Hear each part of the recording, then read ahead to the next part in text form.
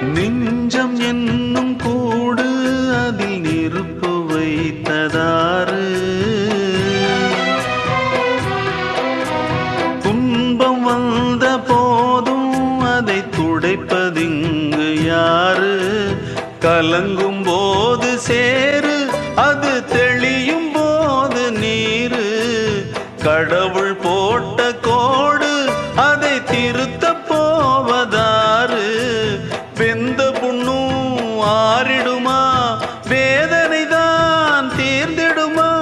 விண்ணுக்கும் மண்ணுக்கும் சம்பந்தம் உண்டுன்னு சொன்னது யாரு? அது மன்னவன் பேரு. அந்த வானத்தை போல மனம் படைச்ச மன்னவனே, பனி துளிய போல குணம் படைச்ச தென்னவனே.